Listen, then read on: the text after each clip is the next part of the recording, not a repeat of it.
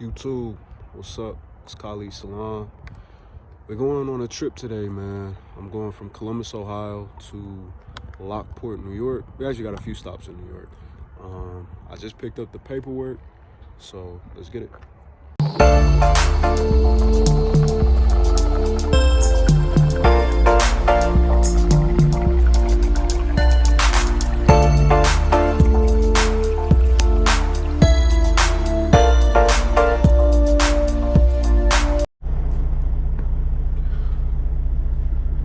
All right, everybody.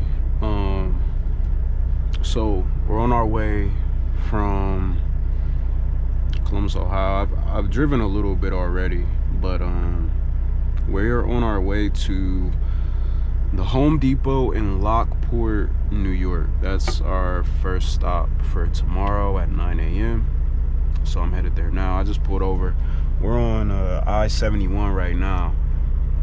And I just pulled over to set up the GoPro and everything. So I'm gonna give you guys a little POV drive, talk to you all a little bit, and we'll go from there. Let's get it.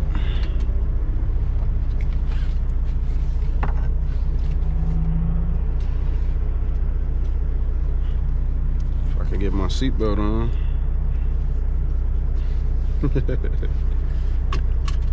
Alright, let's wrap.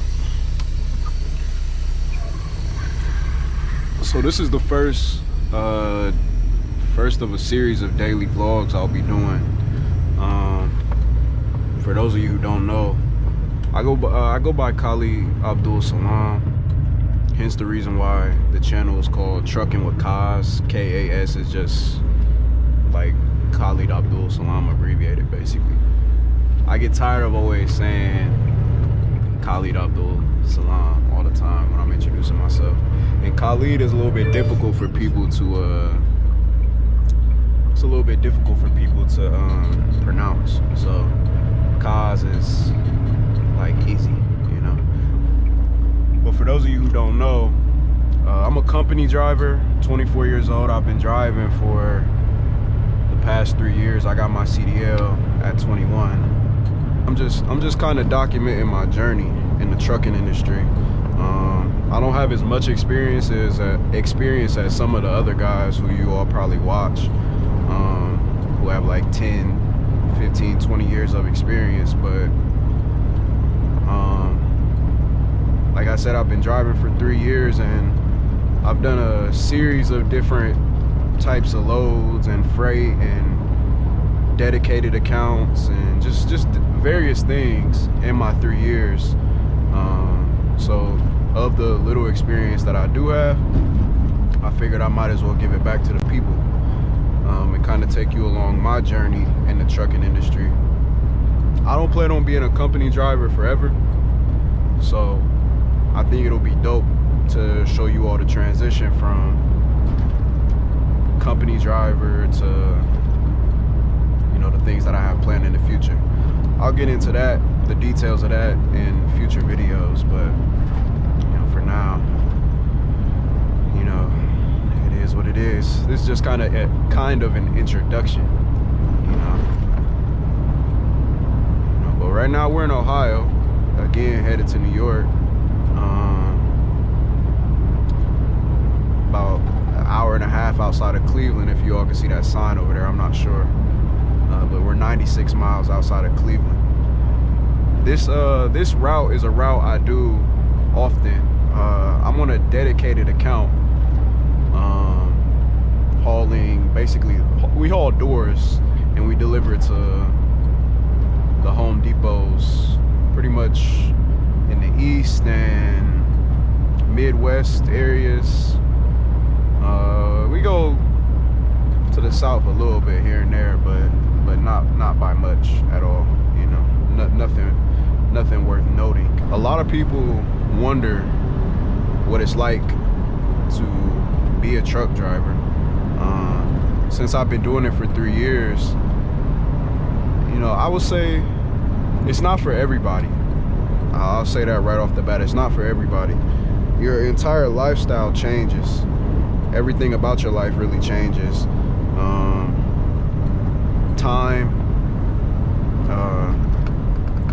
family, time that you have to share with other people. This is nothing like working a 9-to-5 at all whatsoever. But there are so many different ways in which you can work in the trucking industry, which is something that I think is,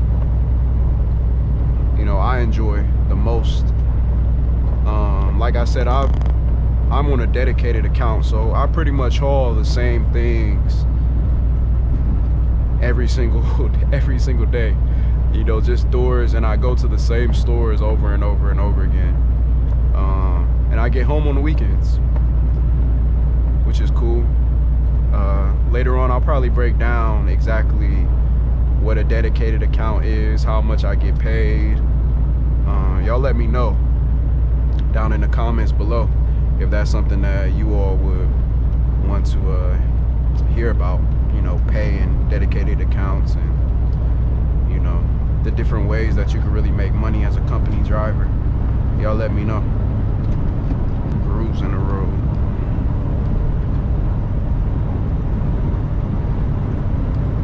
That's one thing, if you're a new driver, and you're driving on the highway, sometimes there will be grooves on the road, like on the right hand side. If you're in the far right lane, and your tires can get stuck in those tracks. I learned very early on, just from my trainer and going through training, when you're in a situation like that, don't ever just react and pull the steering wheel hard to the opposite direction. It's because it is easy to lose control in a semi-truck, man. Just the way that it drives and handles and everything. It's not like your regular passenger vehicle. You whip a truck steering wheel to the side too quick, you could really risk rolling over, losing control, jackknifing. There are so many things that could go wrong, so you have to really be cognizant of what you do. So if you are in a situation like that where your wheels do kind of go into the groove, just take your foot off the gas, and if you have your cruise control set, just cancel it for a quick second, and slowly put the steering wheel, slowly course correct, and you should be good money after that. Shouldn't be too bad. But I know that could catch drivers off guard when they're new drivers. It can catch you off guard when that happens. Anybody who's been over the road for a little while, even a month or two, you'll realize that it's really nothing. So. All right, so I just stopped to take a 30-minute break, which is now over.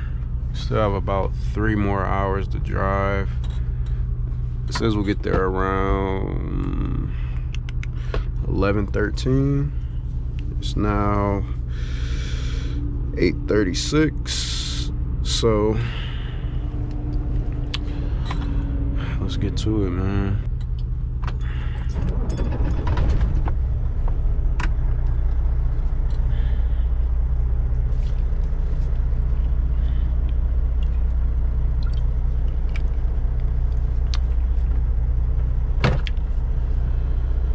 Woo.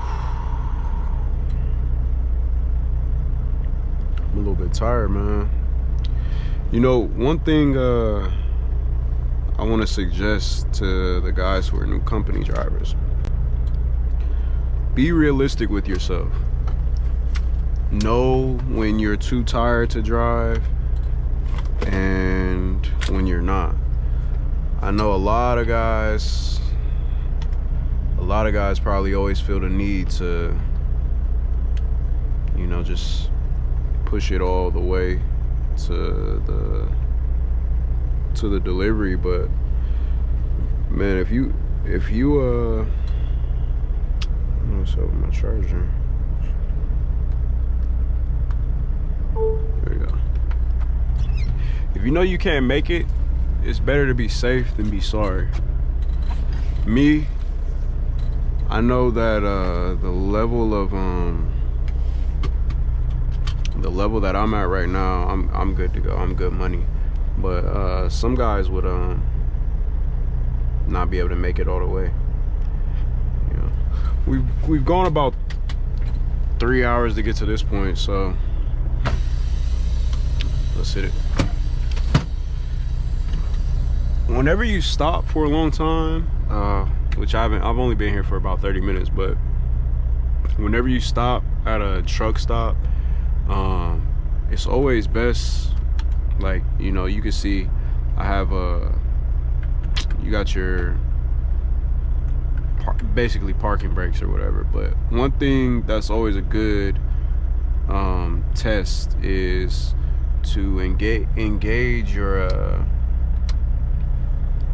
tractor brakes, so that release your brakes, so your brakes are released, and your trailer brake is still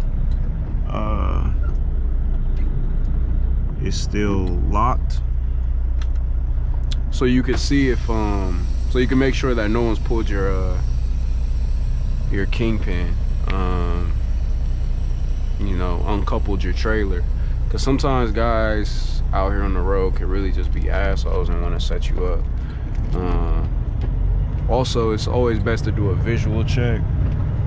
I'm not getting back out to do that though, because I already did it before I turned the camera on. But it's always best to do a visual check, a visual inspection of your truck before you pull off, if you left your truck unattended. You know, some guys out here could be just, you got some weirdos out here, man, so you just have to be careful. And it's always better to be safe than sorry, because you're the captain of the ship, and when you're the captain of the ship, anything that goes wrong, it falls on you. So just remember that. It's a little bit of night driving for you guys too, so I'm sure you all may enjoy this. Oh, that bump is crazy. Turn right on I-90 East.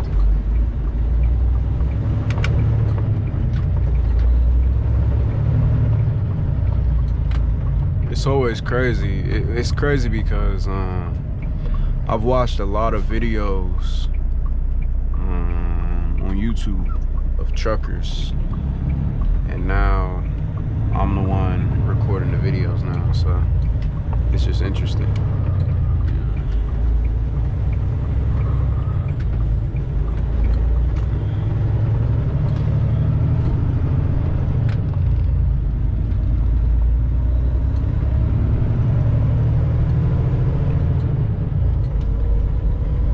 One of the things that I'm sure people will be curious about is, why did I decide to start driving? Why did I decide to become a truck driver? I think for a lot of guys who are in this industry, their parents, you know, maybe their dad was a truck driver. Maybe their dad was a truck driver, or grandfather, someone was a trucker in their family. That's not really my story. When I was 18, I started working for a retail company called Dollar Tree. I'm sure most of you have probably heard of that before. Let me get my cruise control set. And so when I started working there, I started as a cashier. And in the first year of me working there, I had worked my way up to becoming an assistant manager, a part-time assistant. And I moved through the ranks, you know, so within 2 years, I had become a general manager and was assigned my own store. Moved from the store that I initially started at and got my own. And that's when I really started to have a lot of conversations with the truck drivers, because we would have CDL drivers who delivered our loads every Monday. And a lot of them would ask, how old I was at the time. I was 20 years old at the time of becoming a general manager, which, was impressive to a lot of people. It was just work to me. But they would always ask me, you ever consider being a truck driver? And at that time, being a truck driver had never once crossed my mind. I never really gave too much consideration to the trucking industry or truck drivers. I mean, you see semis going down the road all the time, but I never gave it too much consideration as to being something that I would want to do or would think of doing or anything along those lines. But as those drivers came more often and I had conversations with them more frequently, some of them were older guys and some of them were around my age. Some of them were young, in their 20s, and they were telling me how much money they were making. And I never knew how much money there was to make in the trucking industry until I really started having conversations with those guys. And I had one driver, I remember, he was a younger guy. He may have been like mid-20s.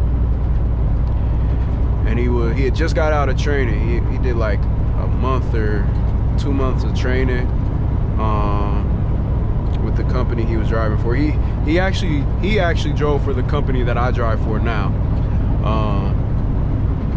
And he was telling me, he's projected to make around $80,000 his first year. And so at the time,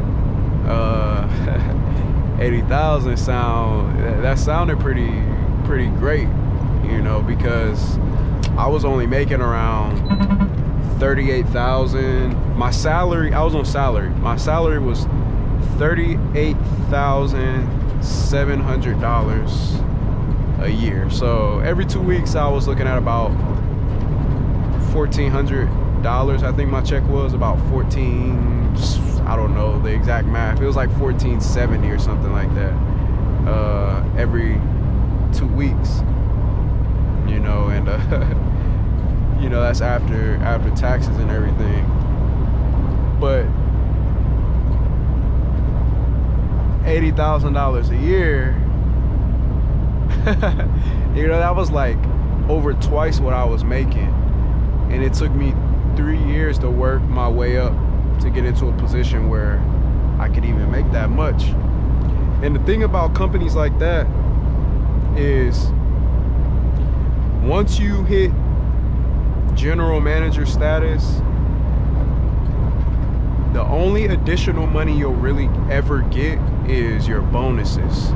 You get a raise every year, but the raise is not anything substantial. Like, you're not gonna go from 38,000 to 45,000 a year, from your raise. So, excuse me, I had to drink some water. But so having that conversation with him, and then having conversations with other drivers who I could relate to, and them telling me their story and the process of getting your CDL and everything, it just became something that I looked at as being possible, right? I heard there's another YouTuber who is in the trucking industry, but he's an owner of a fleet now, by the name of Ken V. And he said a quote that really stuck out to me, because it's something that I've lived by since I was young, but I never put words to it. And he said that possibility increases probability, meaning that when you see something is possible, when you have conversations with people who have attained certain goals, and you're able to sit next to them and have conversations with them, or you know them on a personal level, when you see that things are possible, they become more probable. It becomes, you have a higher probability of being able to achieve those goals. So before becoming a truck driver, you know, I just lived a pretty normal life, a relatively normal life, making average money and going home, having an average schedule, working check to check like most people in this country do. And that was just that. I never really dreamt of, I never had big dreams. But once I had those conversations with those drivers and they explained it to me, you know, it made it possible in my mind. In my mind, the possibility of making that amount of money or having that kind of lifestyle, it became possible. I could envision myself doing it. And once you can envision yourself achieving a goal, when you can picture yourself living a certain lifestyle, it makes attaining it that much more likely. I won't say it makes it easier, because what's easy and what's not easy is all a part of the mind, but it definitely makes it realistic. So at that point, you know, it was months and months of me having these conversations, but eventually I decided to just pull the plug and, you know, take that leap of faith and jump out there in that water and swim. You know, there was no sink in my mind. That wasn't even a possibility. So I gave up everything that I had of comfort, everything that I had of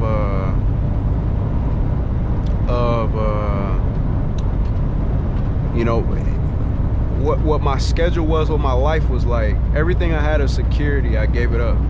I put my 2-week notice in at my job that I had worked from 18 to now going on 21. All the work that I had put in to get to that general manager position, I laid it all on the line.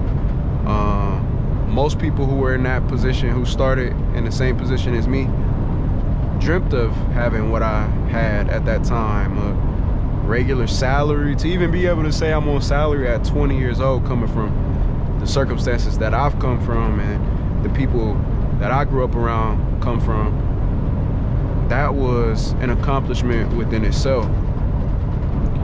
But I wasn't satisfied with it because I realized there was more to life.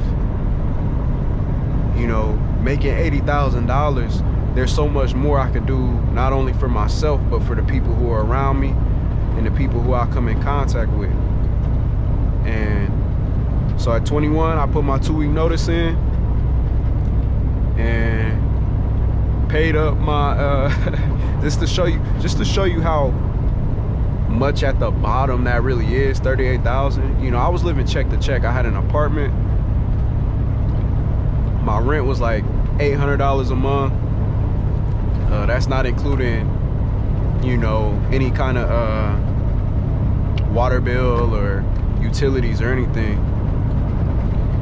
And plus I had a car payment that was maybe $150, $250 a month, something like that.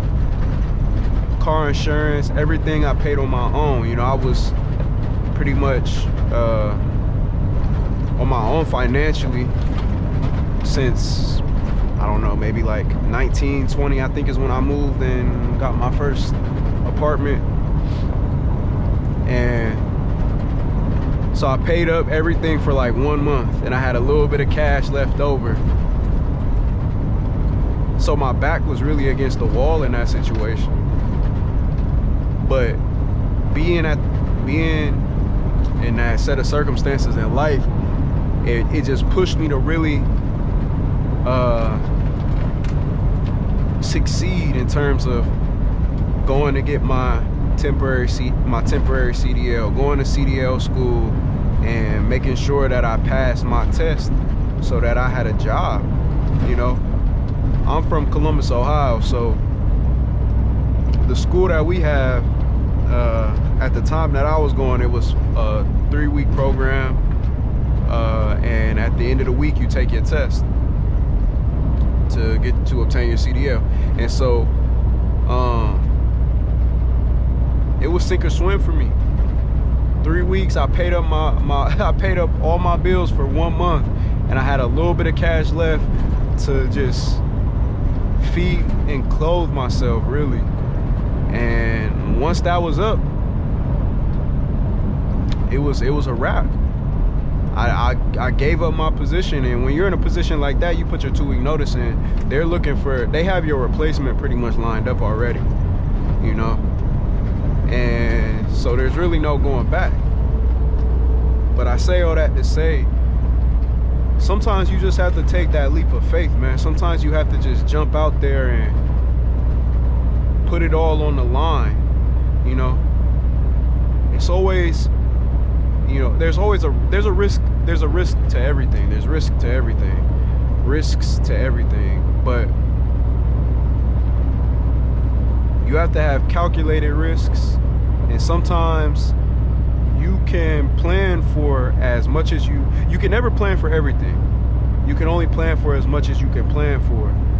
And at a certain point, you have to just let go and let God handle it, and just trust in His way, and understand that whatever is meant for you will be.